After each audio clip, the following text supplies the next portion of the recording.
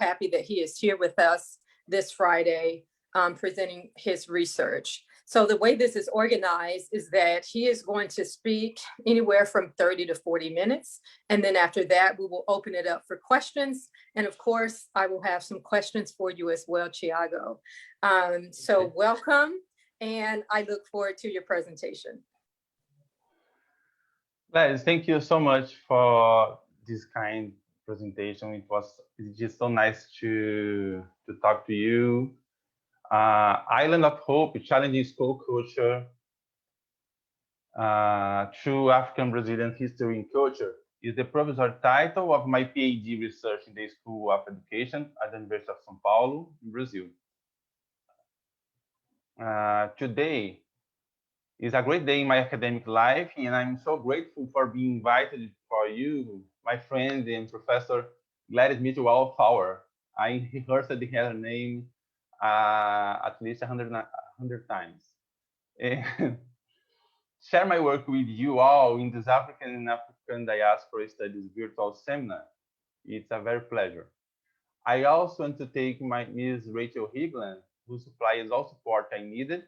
And at least a virtual seminar has an advantage.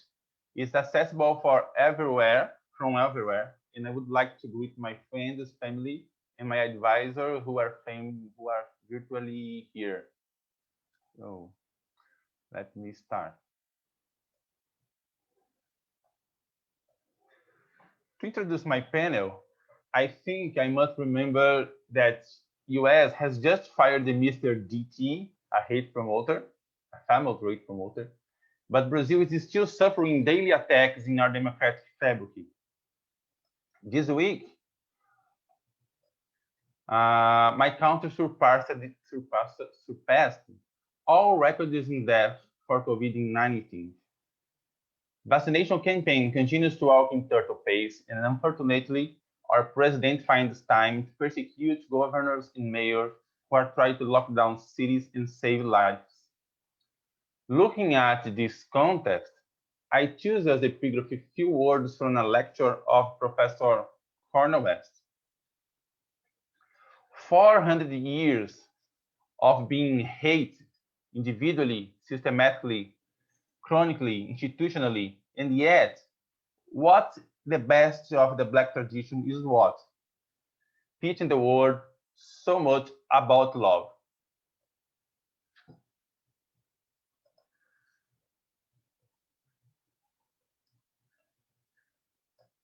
So, inspired by his words, when he says about the best of the Black tradition that the Black people teach the world while they teach to hate, and we have all reasons to do that. Inspired by him, I would like to metaphorize my question, my research question in English.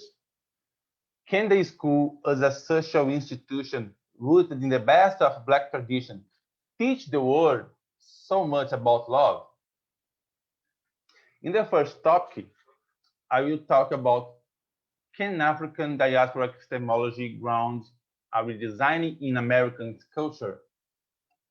And to outline my answer to it, the first topic, I will present the theoretical the theoretical issues behind this question. I just said. In the second part, I will talk about the schools I have called Islands of Hope, their history and legacy, provide the data I use it to explore the questions I will announce in the first topic. And finally, I will close this presentation by sharing with you the current issues I'm working in. And now let's go to the first part. Can African diasporic epistemology ground a redesigning in America's school culture? Although African diasporic epistemology is a concept that I aim to detail in my dissertation, I would like to explain at the outside I use this idea to express the knowledge and wisdom of Africans. Sorry.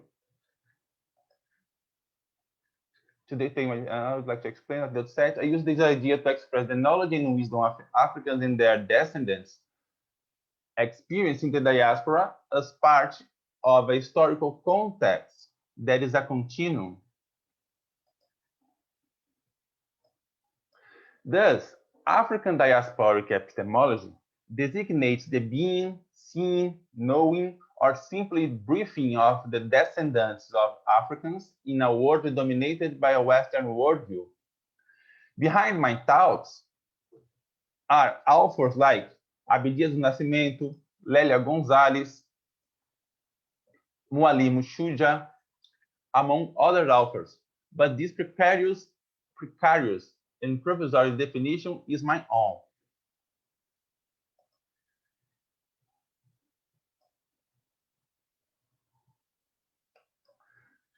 This is a picture about my time as a teacher in elementary school in Parque São Cristóvão. And in the picture, we can see some kids reading, and it's a picture about the hair texture project we discussed. I will show you first.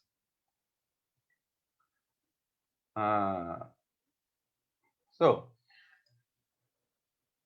behind the question I just showed you, I think both dominant culture and historical dehumanization of the non-white population are a transnational shared heritage.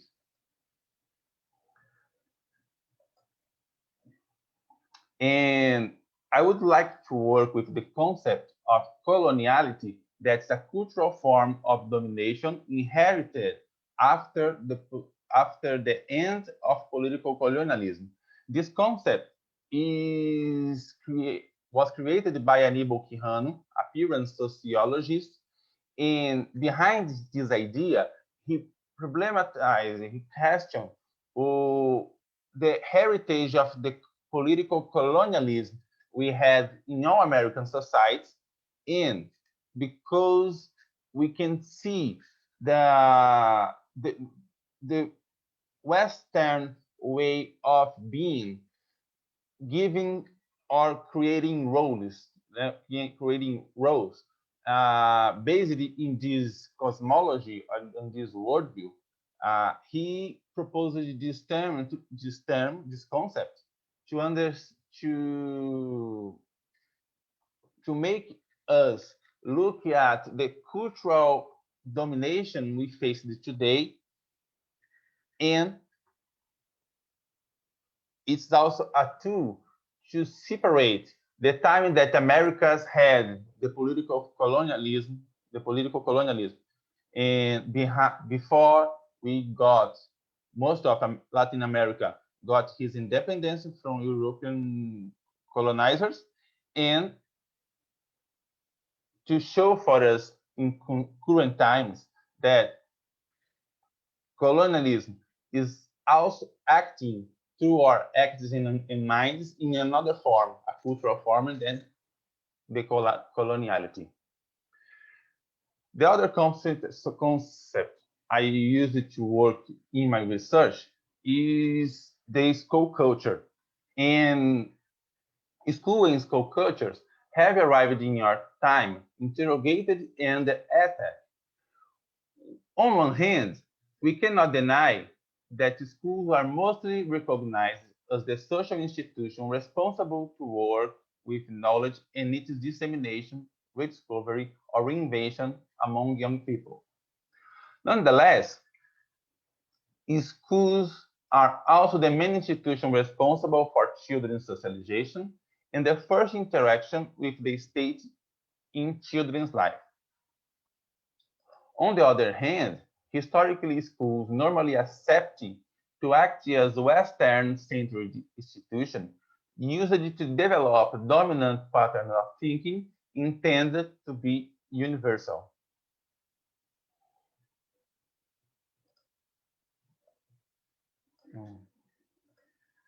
Just a second, because my note is not here. intended to be universal. Yeah, because this part is important.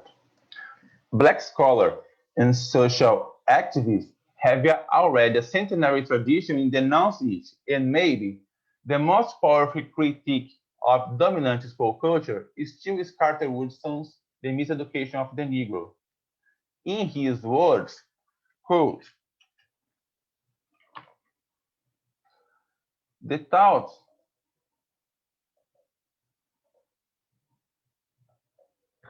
just a second, sorry. Quote, the thought of inferiority of the Negro is drilled into him in almost every class he enters and in almost every book he studies. End of quote for Professor Carter Woodson. Uh, Jarvis Givens, Jarvis Givens' research shows how black teachers in Jim Crow era used the Woodson textbooks to overcome the white control over schooling. According to him, the father of Black History Month criticized the mistakes of scientific knowledge and helps to understand the ideology of white supremacy, the technology across diasporic sites. Thus, can we ignore the coloniality spread by dominant school cultures? Historians of education have used this term as an analytical category, and the Spanish professor Antonio Vinal offers a broad definition of school culture. Quote from Professor Vinal, school cultures, thus understood, gathers a set of theories, ideas, principles, norms, guidelines, rituals, inertias, habits, and practice. It also includes ways of doing and thinking, mentalities, and behaviors. All these features have been settled over time in the form of tradition, regularities, and unquestioned game rules, which are shared by their actors within educational institutions.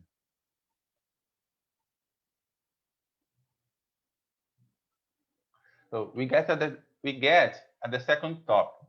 So I used to work with three concepts to support the ideas I will show you in this a very few portion of of the data I have been analyzing. Island of Hope challenge dominant school cultures is the topic. From 2008 to 2011, I analyzed two projetos políticos pedagógicos related to a public school inside an African Brazilian traditional community. Currently, I added the third case. It is also an elementary public school, which I worked at from 2012 to 2018. And the two schools are in Salvador, capital of Bahia, the major state in Brazil's northeast region. All of my research cases also having a common goal. They intend to challenge the foundations of Western-centered school culture. However, there are no coincidences, they are nearby each other. Salvador is widely recognized for having the highest concentration of Black inhabitants outside the African continent.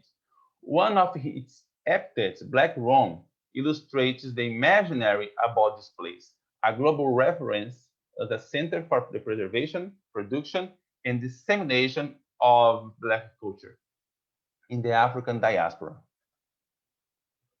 So,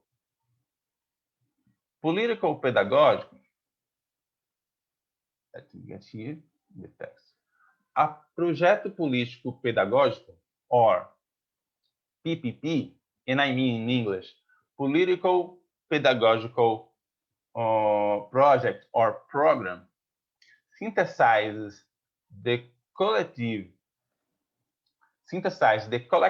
ends and grounds pedagogical practice in the teaching learning process.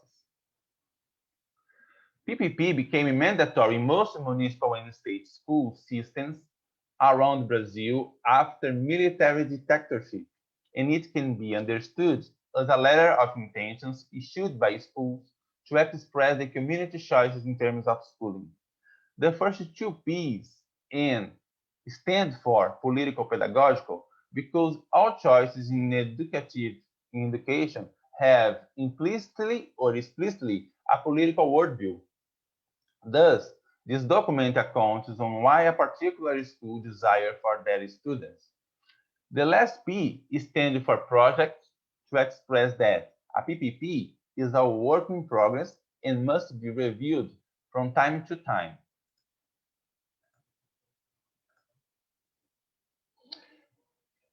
The community I just mentioned is the Ilea Shelf of Fonja, one of the most prestigious African Brazilian tradition community, also called Terreiro de Candomblé. This terreiro occupies a large area in São Gonçalo do Retiro, an inner city neighborhood in Salvador City, and its name means, in free translation, the powerhouse sustained by a Fonja. When one gets into community from the gate in, the urban landscape against village airs and amid its dirt paths, centuries-old trees, and views of the sacred forest. From the center to the left, we can see both the house of Shango, the Yoruba gods of thunder, but also a legendary king who personifies justice, and the Barracão, an open meeting space on temple grounds. I think I can zoom it.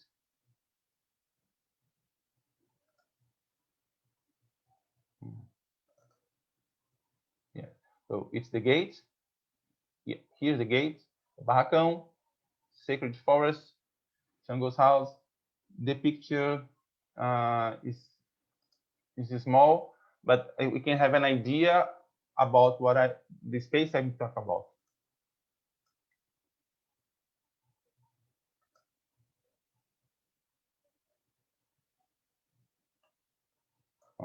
The first PPP I analyzed is called Projeto Ireaió, a pedagogical program proposed and supervised by Dr. Wanda Machado, an educator and community member.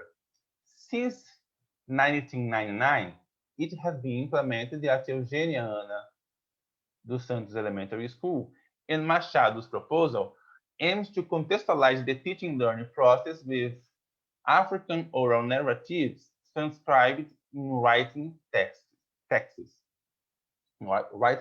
form.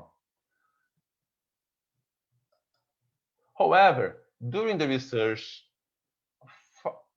following a tip from my advisor, Professor Roseli Fishman, I found out the project Mini Comunidade Obabi, which became the second case.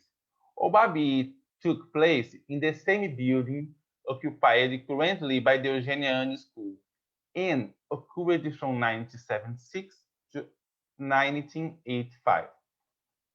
It aimed to complement formal schooling for community children who dropped out of school after suffering racism and religious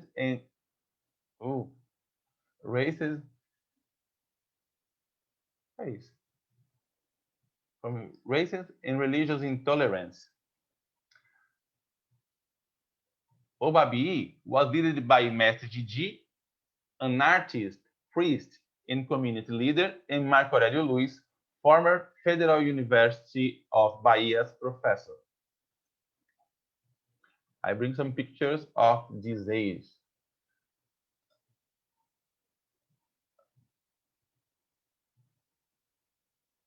So, despite a temporal distance of two decades, both projects share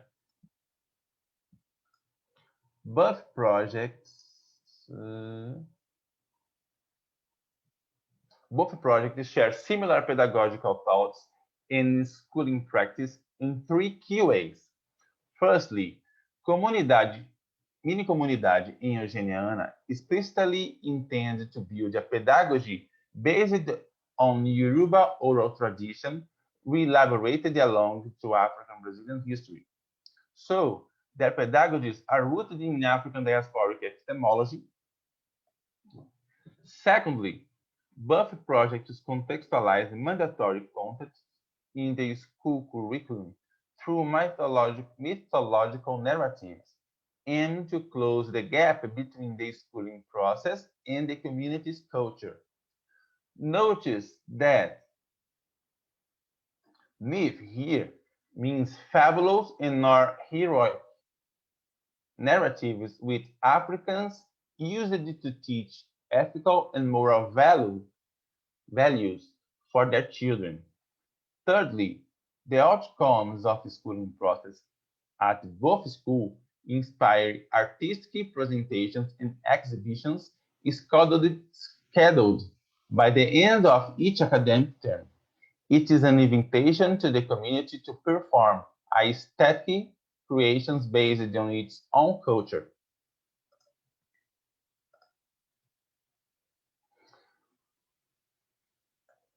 The third case is the Parque São Cristóvão Elementary School. In its PPP, the Projeto Baoba, in English, Baoba Project, opened in 2006. Parque São Cristóvão shares with Mini Comunidade Eugeniana, Mini Comunidade Obabi, and Eugeniana the theoretical references from Yoruba myths in writing text form. But this school does not have any relationship to traditional communities. Notwithstanding, African diasporic epistemology repertoire in Projeto Baoba looks like to be wider than their elders' comrades. The PPP and the teachers' plans at Parque São Cristóvão Elementary School include songs, movies, workshops, and all types of resources that can bring into the classroom the experience of African continent. The Projeto Baoba organizes Parque São Cristóvão curriculum, dividing the academic year in 4 units, and each grade adapts the specific subject to the current unity to fulfill official requirements. Let's give a look in this table.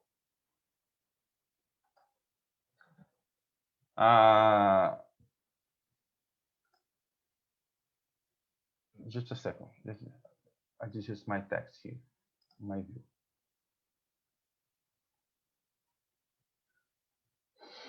In each 2-month term or unity, teachers are required to adapt each grade subject to the unity's topic. I will exemplify the line of the first term. The first term discusses identity and self-esteem. It's the beginning of a new academic year, and the school cannot ignore identity's social construction along with the schooling process. I'm the second line, the third spot. A plural education must respect cultural identities and also should help to foster a self-confidence personality. The goal is to debate and deconstruct racial hierarchies. So about the subjects, for instance, a first grade teacher will debate in classroom existential questions like who I am and where does our family comes from. And to contextualize the classes on this subject, they can use an African mythological narrative based in the Yoruba oral tradition, like Agemon. By their turn, a third grade teacher can teach sciences, thematizing biological explanation about hair texture, color, and colors, and she can use a song, plan a workshop to mothers teach how to braid natural hair, and other examples I could give the whole day. So I bring some pictures here. Just go back. I bring some pictures here to exemplify this issue I just talk to you. So from the top left until the middle in the right, it's a project about the hairstyle. We used the song, in português is Respeitem meus cabelos brancos, or that are a comma, and this comma changed all the meaning because the singer is not talking about a hair, the white hair. He's asking he's saying here, my hair white, deserve respect, something like that.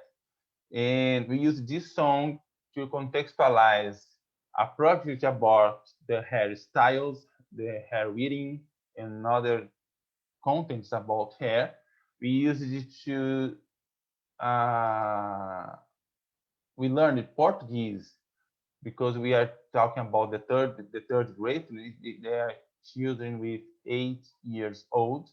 They are in the process of literacy, so we study some recipes about how to create your own hydration. Sorry for the pronunciation. Hydration cream. And well, there are some shampoos, conditioner here on the table. From the music, we made some toys, educational toys, where they could I'm not sure if the naming is puzzles, but a lot of little games to make relationships between their hairstyle and the word and the name of the hairstyle, and associating the picture and the word. It's a lesson they did. We also can teach maths. It is a graph, a chart. In the beginning, I can zoom. In the bottom, there are the name of the hairstyle and the picture. We did research among them, just for each one state what kind of hairstyle they like, and this is the result. We plot a chart with their results. Oh, wow. No, the teacher playing the game. Oh. In 2007, let me take, before I came back here, I have to go back to the table. In 2017, and I'm in the last line, was included the topic empowerment of Black people. We realized that it was important to teach Black movement achievements in Brazil and diaspora. The aim is to prepare the new generation to keep alive the fight for civil rights, justice, and equality.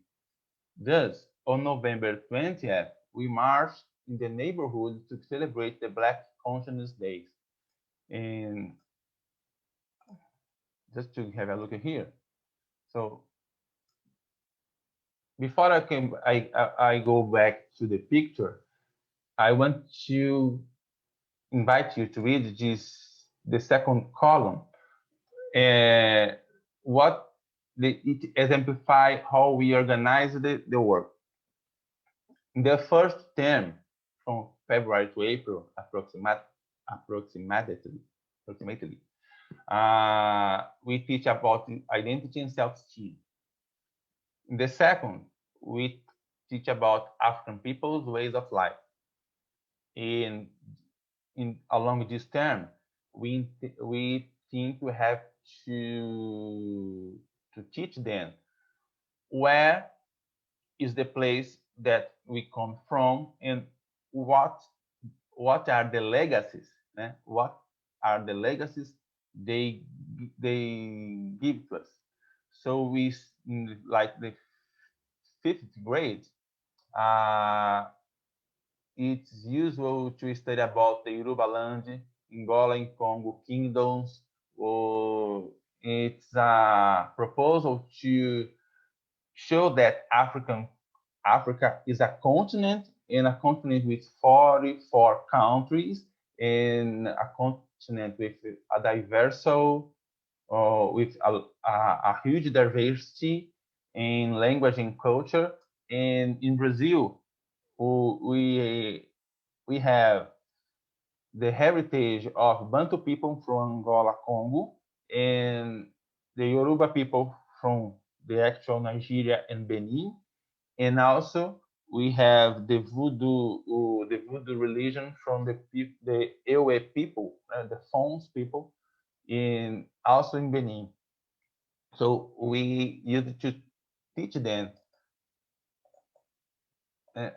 and to divide this content along with the fifth grade we teach in this school, and we also use it to support the teaching, contextualize the teaching with Yoruba mythology or other mythologies in African, children history book, African Brazilian cuisine workshop, storytelling.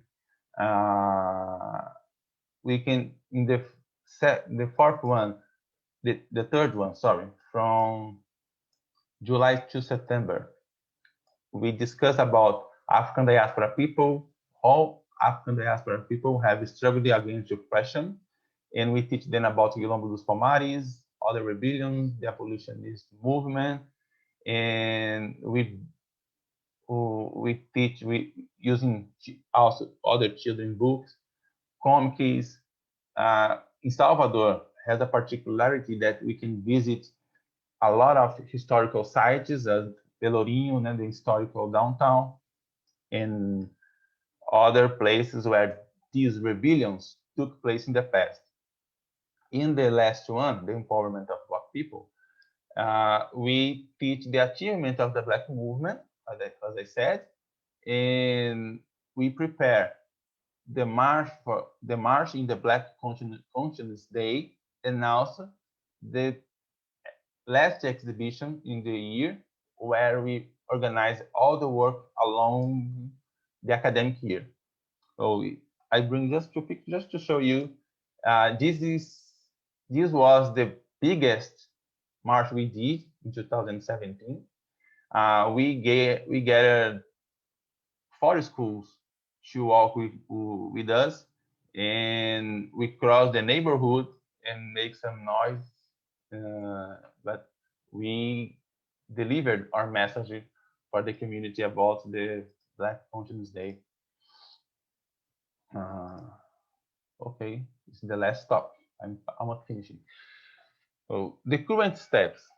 Beyond the good news I showed you, these projects also share the similarities in difficulties they face. Firstly, let me read again. Firstly, all projects all projects face Beyond the good news, these projects also share the similarities in the difficulties they face. Firstly, the lack of knowledge the teachers hired by the municipality had in relation to African Brazilian history and culture. And secondly, even after in-service training, teachers at both schools take time to understand mythical narratives or storytelling strategies as a philosophical foundation of African diasporic epistemology.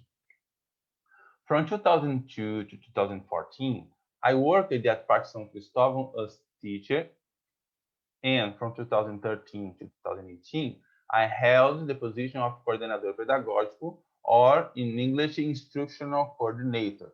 The school's principal, her assistants, and I dealt with dilemmas like this I just described. The curriculum developers, principals, and instructional coordinators in all projects, all PPPs, know the innovative dimension of their PPPs, and they explicitly criticize the Western-centered roots of dominant school culture. However, teachers who require to implement the curriculum and make Afro-Brazilian history and culture the foundation of pedagogical practice frequently refused to implement pedagogies grounded in African diasporic epistemology before they turn their pedagogical thought. Thus, currently, I intend to look more deeply into these conflicts that appeared between who propose new pedagogies and the teachers who are expected to practice them.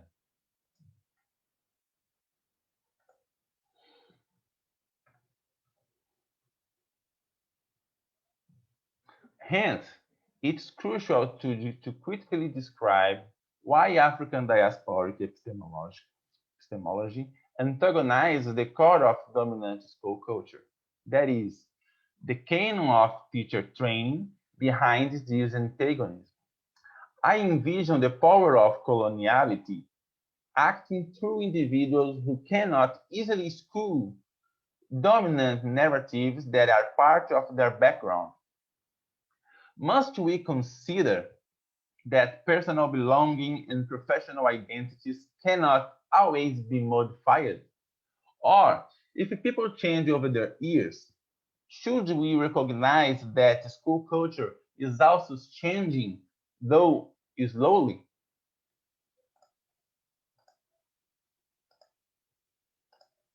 Notwithstanding, o Babi, Ireaió, and Projeto Baoba exemplify a pedagogical thought with African Brazilian history and culture take place as fundamental part to improve Black children's achievements.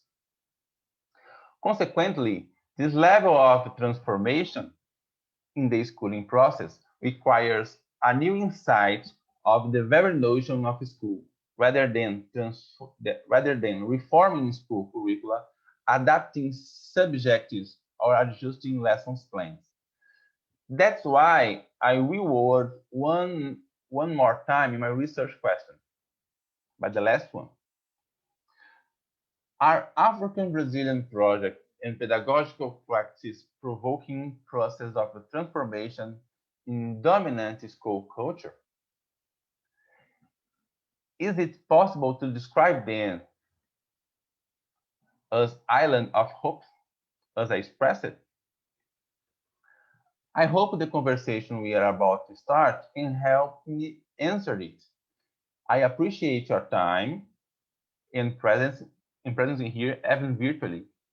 And I'm very anxious to hear your question too. Thank you so much. And sorry, apologize me by my mistakes. Thank you, Thiago. Thanks for such a wonderful presentation. If anyone in the audience, if you have questions, feel free to put those in the Q&A, and then I can read your questions to Thiago. Thiago, I have some questions that I'm going to first ask, and hopefully other people will chime in. Otherwise, I'm happy to add to the questions that I already have. But the three questions that I have are, one, I wanted you to, or can you discuss how the schools you study are different than other public schools? So of course, as you mentioned, Salvador is known as the Black Rome. It's over 80% Afro-Brazilian. So this means there are lots of predominantly Black public schools, right, theoretically. So then how are the two that you are focusing on different from the others? That's the first question. And then the second question is a little bit related. I wanted you to talk more about how the schools that you study are perhaps more equipped to teach about these African diasporic epistemologies that you mentioned, especially as they are affiliated with a Tejedo.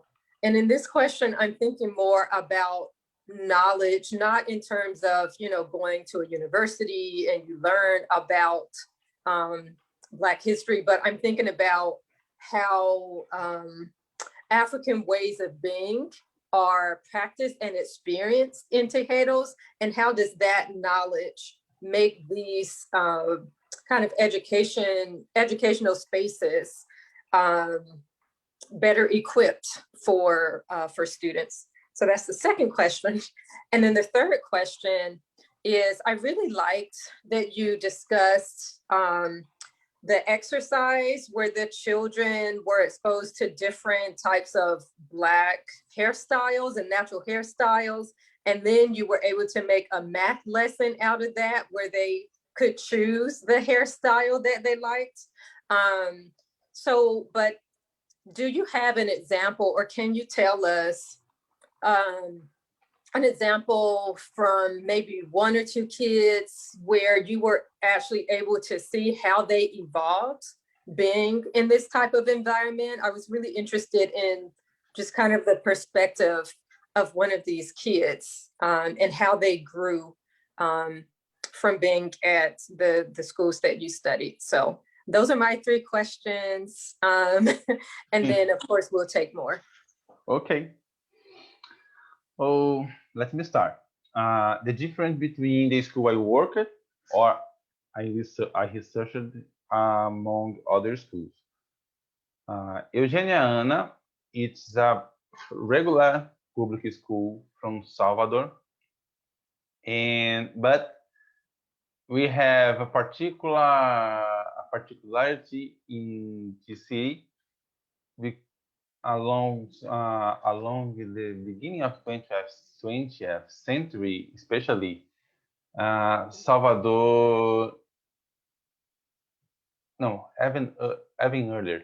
I think in the 80s, we had a movement in Brazil to universalize the access to education. In Salvador, had no building to receive schools, and they made a lot of agreement with civil organizations it's not a charter school because the municipal of education choose the school higher and send the teachers who will teach in these schools.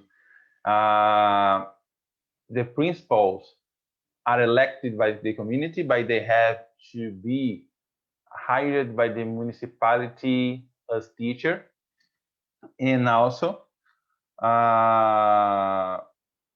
theoretically, the community has no choice to decide what have to be taught in these schools. What Eugenia Ana did differently, because Dr. Wanda Machado is a member of the Funja community, and Wanda Machado is a doctor of education in education. He organized the PPP and officially called the community to discuss it. And you can, after that, you can take this document and send it to municipal council and ask to them officialize your PPP as a part of of this particular school. Right? Every school theoretically also has to be this process. And so it is also the case of the Parque São Cristóvão. Parque São Cristóvão has no relationship with any candomblé, any terreiro, but Jacilene Silva, the founder of the school, a communitarian leader who was the first principal in this school, she is also an activist of the Black movement, and she is also member of a terreiro. And he created its project inspired by her friend's project, Wanda Machado Ireaió, and improved it, not improved is not a better word, but changed some aspects in this project, in the Baoba project, including the Black movement perspective, and not only the the tradition worldview of African terreiros. So what is the really big difference between both schools from the other regular schools? They have institutional perspective that African history and culture has to be taught as the right, as a right of the children, the black or not children, and they are in accord, they are following the national law in education that became mandatory to teach African history and culture in all subjects, in a transdisciplinary perspective.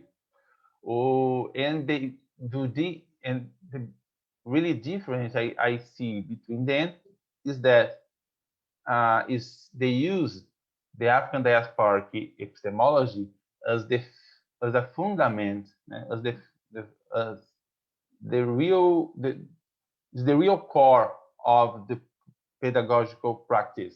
It's not just a content that I have to find a wiki to include it along the academic year. And it is also why these schools maybe look like more equipped than other ones. Uh, what I see in my practice as teacher and as a researcher, that there are we can see in São Paulo one example, in Campinas another example, in Recife maybe another one. I don't have this map, but national research took by Professor Nilmarino Gomes in 2008 mapped national initiatives to teach history and culture of African people in schools. And he perceived at that time that most of them are individual initiatives from teachers who are affiliated to some Black movement entity, association, or they have cultural relationships with these subjects in their lives. And from 2008 to 2020, what we have I think the difference, a lot of universities are receiving are receiving more frequently more Black students, because in 2012 the federal government enacted the law of higher education access and established quotas for Black people in the federal universities. And this national politic, has graduating more Black teachers, and we are starting to see this result in elementary schools and also in the university. We are seeing a lot of Black professors in universities making their work in undergraduate courses, teaching and training new teachers about this subject. And maybe in the future, I think it's not so much longer future.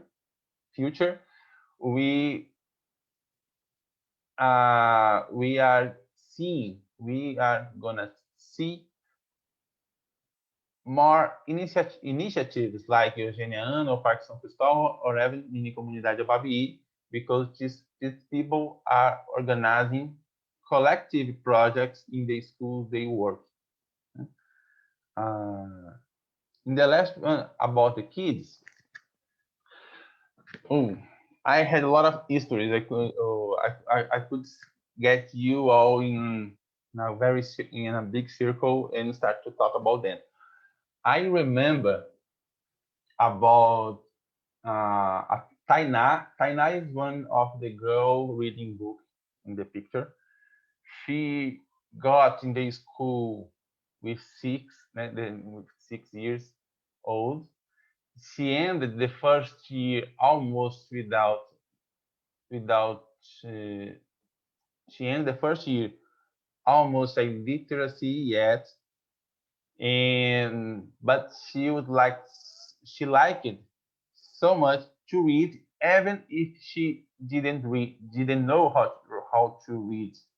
So I couldn't pass the video, but I had a video she making a virtual reading in books and etc. Taina, in the 5th grade, she was writing a lot. She was I forgot the word in English. She is a reader, a hungry reader. She liked to read a lot. In the beginning of her schooling process, she was so shy. She felt ashamed of her hair, and in the 5th grade, maybe the 3rd grade, she used came to school with natural hair. We call in Brazil it black power. So, an afro hair, a big afro hair, we call it black power. We say she wear a black power hair, and it's one history. And another one, it's a boy, Mateus.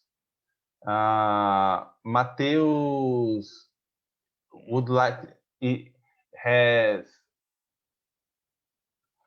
it's very difficult to say that things in English. I don't know if I have enough vocabulary, but Mateus in the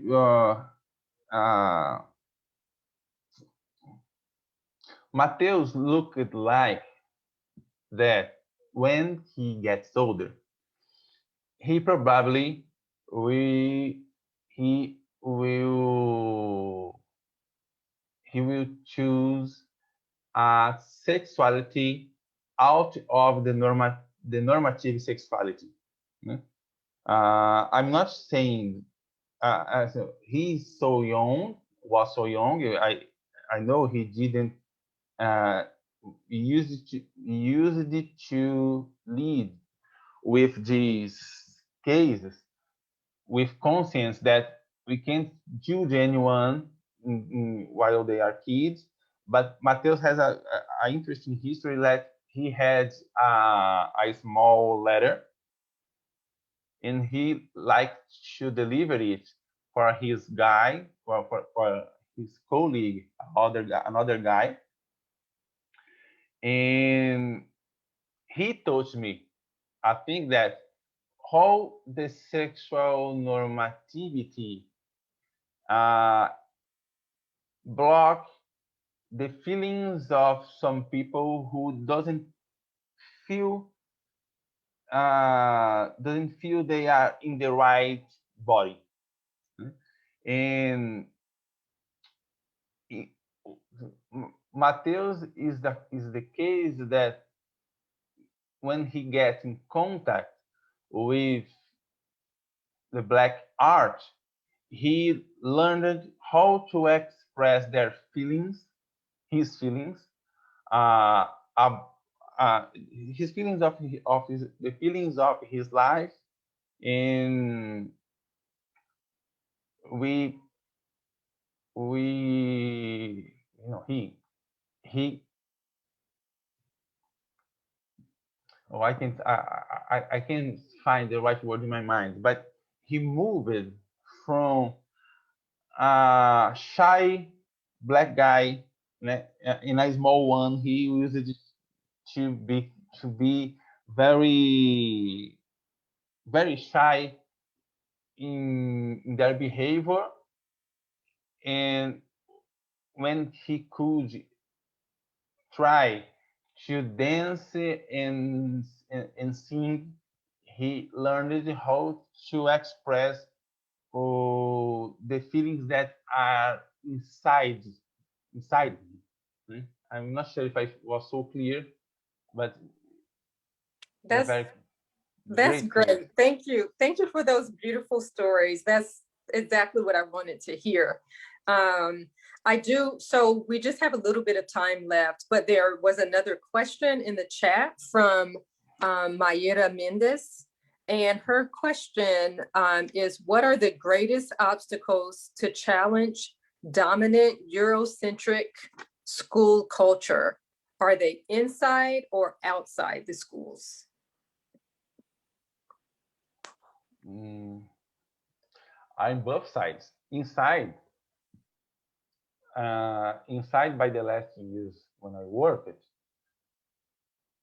the biggest obstacle, the biggest hurdle we have to overcome inside the school is the canonical teaching training.